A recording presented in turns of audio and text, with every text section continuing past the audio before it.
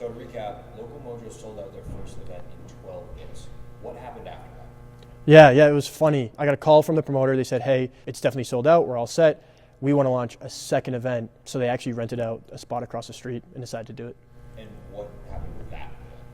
That event sold out in 7 days, which is actually quicker than the first event. This is high risk, high reward. They called me at, I want to say it was like 11:45 p.m. and I was in bed and I got out and built it out in 2 hours or so. I guess around like a 74% increase on their projections. And they saw a 5.1% increase on ticket sales for each venue. Hunter, our co-founder, actually built that out within 12 hours or so.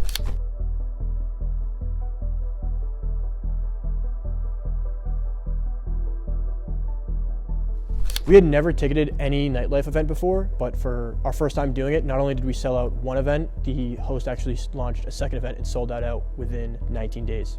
That's how we did it. Local Mojo recap, coming into the month, we had no events planned or no ticket sales really planned for the month of December. We didn't really have any events on our site. So because of that, we decided, hey, let's really take the month to strategically kind of plan for 2026 and how we can grow across kind of the markets and the places that we want to grow into. On December 9th, though, we got a text from this promoter group called Local Mojo. They said, hey, we have 20 days to New Year's Eve. We bought a venue. We need a ticket platform to use. We want something that ultimately creates a really smooth checkout experience for their fans and also gives the Local Mojo team kind of really accurate fan profiles and fan data so they can later re-message and target their fans again. So we had that initial conversation with them. Their big hesitancy to join us and launch right away was the fact that we didn't really have any nightlife partners or users or attendees on our site before, so there's no real discoverability on our own platform. Where if you look at things like Eventbrite and Posh and things like that, there's kind of a misconception, in my opinion, of they think that the discoverability that those platforms provide will result in sold out events just because they think, people are scrolling these other ticketing platforms. What we found later was not really the case, but that was their initial hesitancy of wanting to launch and join us right away.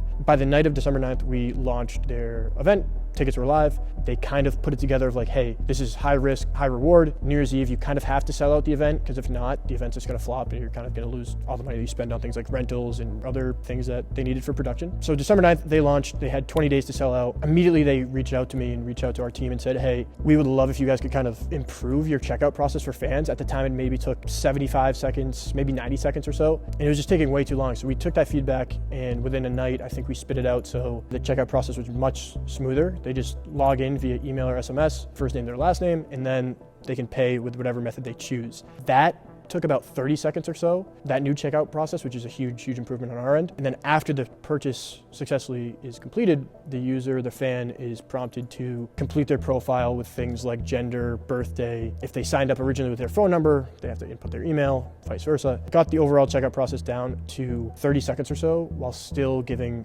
Local Mojo all the information about their fans that they would need and kind of want to sell at events again in the future. After that, the immediate feature that they really requested was tracking links. So essentially, they want to be able to say, hey, I want to throw a event link in our Instagram bio and I want to be able to see who purchases through that link rather than, our Twitter link or whatever it may be. So they wanted that. I remember they called me at, I want to say it was like 11:45 p.m. And I was in bed and I got out and built it out in 2 hours or so. We already had affiliate links, which is a little more complex. So to do this was essentially just watering it down and making it super simple. So that was feature 2. And because of that feature that we built, they were able to actually attribute over 6,000 clicks on the event page to different kind of campaigns or different funnels that they had designed. The third thing that they noticed, and this is again, they just had one event on our platform at the time, and they were really nervous to kind of crunch down for selling that event out. What we noticed is that tickets were selling really quick. There was a great sales velocity kind of metric that we had for them. They said, hey, we want to increase ticket prices. We know, or we really believe that because of the different analytics features that you can see on Ticketry on their host dashboard,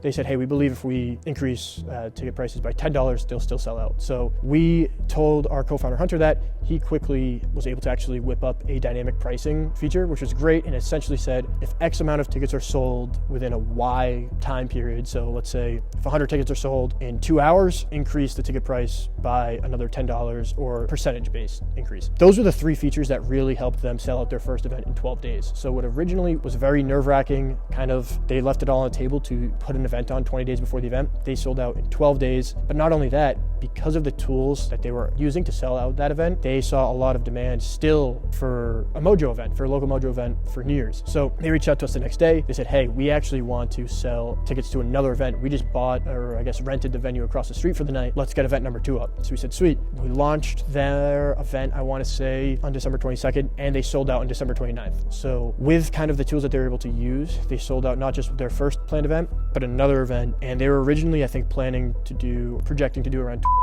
$1 in ticket sales for just like their New Year's party. They ended up, because of the extra event, they ended up doing another which is, I guess, around like a 74% increase on their projections. Features that helped them build that out and also are going to help them moving forward with different events on Ticketry. The one that really stood out that we built was fan-to-fan transfers. We built this out because they actually wanted to create 2 ticket bundles. One was 3 tickets at a discounted price, and another was 5 tickets at a discounted price. So as you can imagine, let's say I bought a ticket for myself and 4 of my buddies. I want to be able to just send their tickets to them so that if we show up to the venue at different times, it's not really an issue. Because of that feature that we built out, they quickly saw their fan base, in terms of the data that they had and the fan profiles that they had, grow by 39% from fans just sending tickets to their friends or not. All those friends that received tickets to their events are now in the Local Mojo fan base CRM on our host dashboard and will be used for retargeting in the future for different events and different tickets that they might like. On top of that, they said it'd be really great if you could see which friends sent tickets to each other. So we built out a fan network intelligence tab. If I send tickets to Ben and Matt behind the camera, the host can go in, they can see that I am then friends and I've gone to events with Matt and Ben in the past. So the next time that I buy a ticket,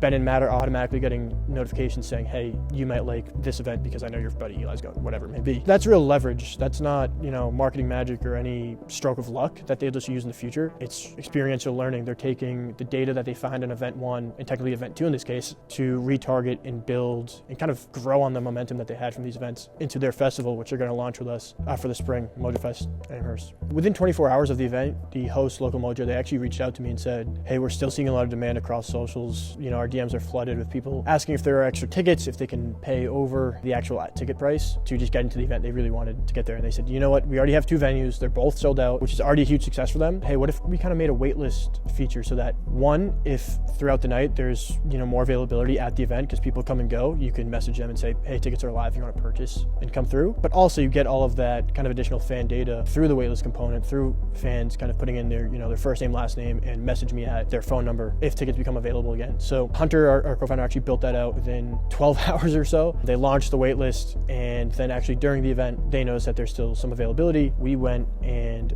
messaged all the fans, and they saw a 5.1% increase on ticket sales for each venue on average, which is great.